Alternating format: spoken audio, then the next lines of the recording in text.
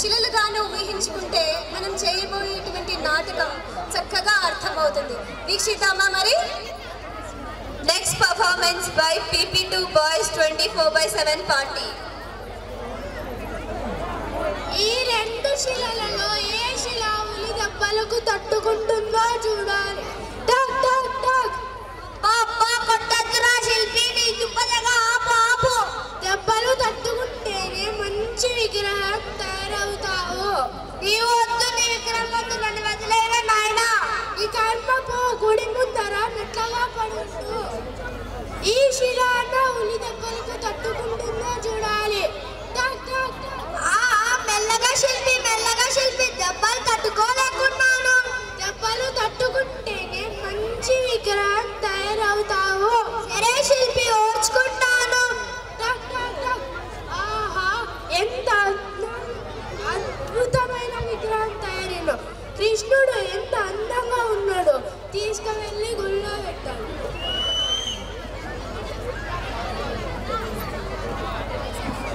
కస్తూరి తిలకం లలాట ఫలకే వక్షస్థలే కౌస్తుభం నాసాగ్రే నవమౌక్తికం కరతలే వేణుం కరే కంకణం సర్వాంగే హరిచందనం చ కలయన్ కంఠే చ ముక్తావళి గోపస్త్రీ పరివేష్టితో విజయతే గోపాల చూడామణి విజయతే గోపాల చూడామణి.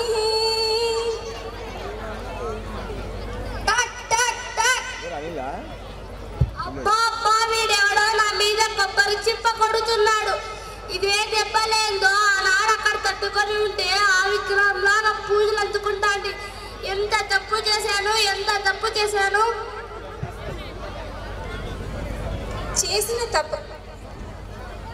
చేసిన తప్పులకు దండన విధిస్తే మన జీవితం ఎలా తయారవుతుందో, అలా కాక ఆ తప్పులను వదిలివేస్తూ వెళితే జీవితం ఎలా తయారవుతుందో చిన్నారులు మనకు తెలియజేస్తారు. Good morning sir. Good morning students. Thank you sir. నిన్న ఇచ్చిన క్వశ్చన్ చదువుకున్నారా? సార్, మీకు భయం లేదురా? పనిష్మెంట్ ఇవ్వాలి. ఈ పీరియడ్ అంతా లేచుండండి. డాడీ ఈసారి నాకు పనిష్మెంట్ ఇచ్చిండేది. ఇక్కడ సార్ ఎవరు? ఏమైంది సార్? నేనే సార్. మంచి పని చేసావు సార్. మావానికి చాలా అల్లరి ఎక్కువైంది. మావాడు తప్పు చేసినప్పుడల్లా పనిష్మెంట్ ఇవ్వండి. సరే sir.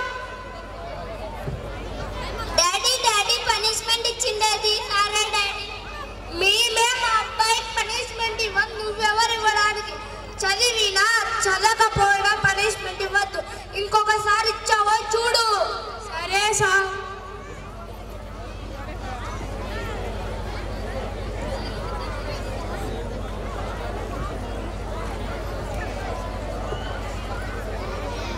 Good morning sir. Morning sir. మీరు ఆ రోజు మావాడు తప్పు చేసినప్పుడల్లా పనిష్మెంట్ ఇవ్వడం వల్ల మావాడు ఇప్పుడు గొప్ప స్థాయికి ఎదిగాడు.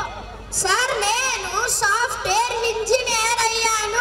నెలకు 2 లక్షలు సంపాదిస్తున్నాను. శభాష్ శభాష్. మీకు ఎప్పుడు నిలబడి ఉంటాను సార్. ధన్యవాదాలు.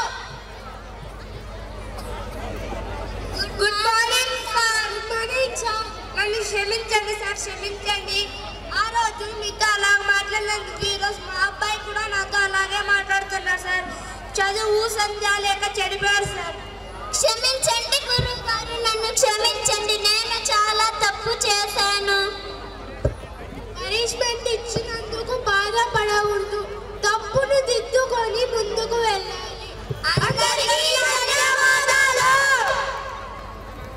ఇందులో ఉన్న చక్కని సందేశం ఏమంటే, తల్లిదండ్రులు కొట్టారనో గురువులు తిట్టారనో అలిగితే మీ ముందున్న అందమైన భవిష్యత్తును కోల్పోతారు. శిల ఏ విధంగా ఉలిదెబ్బలు తట్టుకొని అందమైన విగ్రహంగా మారి ఎలా పూజలు అందుకుందో మనం కూడా మన జీవితంలో ఎదురయ్యే కష్ట నష్టాలు తట్టుకుంటేనే మహనీయుడిగా ఎదగగలం. మన పూర్వీకులు లేదా పెద్దవాళ్ళు మనతో చెప్పే మాట సాధారణంగా అందరూ వింటూ ఉంటాం. దేవునికైనా దెబ్బే గురువు అంటూ ఉంటారు పెద్దలు. అవునా కదా?